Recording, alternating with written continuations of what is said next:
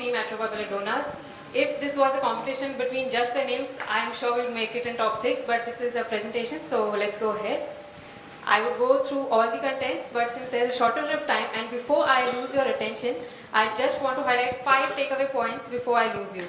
First thing, you see this patient, you never see the zonules on slit lamp, so when you see them, you know it's ectopia lentis. Secondly, you need to see the systemic findings.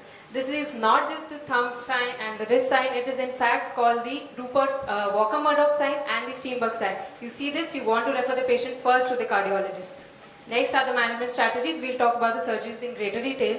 And the fourth part is the best friends in this journey, which are your capsular support devices. And finally, most of your patients will be children, so you need to rehabilitate them post-operatively. So let us begin. The hero of our story are these zonules. So zonule is in fact 360 degrees around the lens. They act like a belt and they keep your lens centered.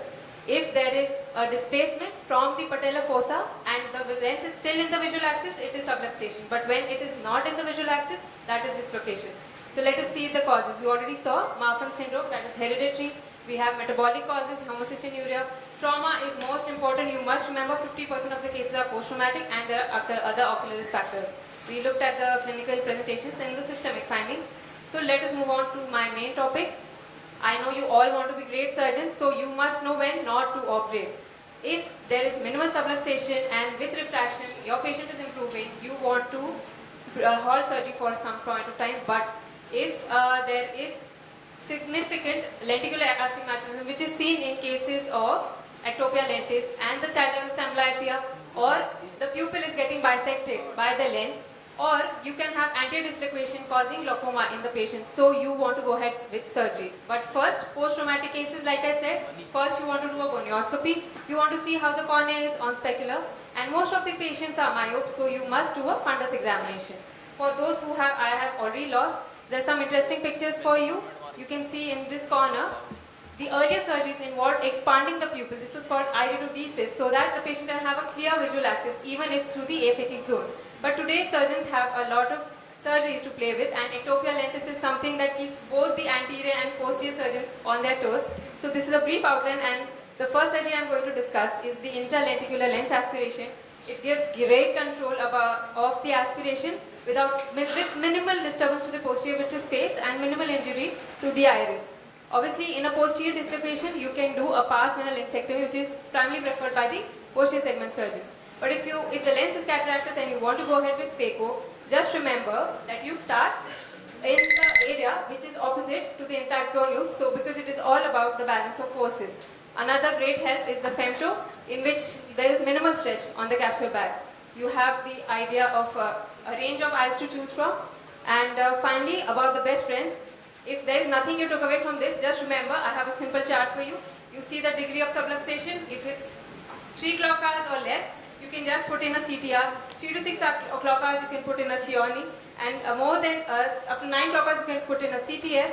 And finally, if there is even more, you have to do a lenticular aspiration.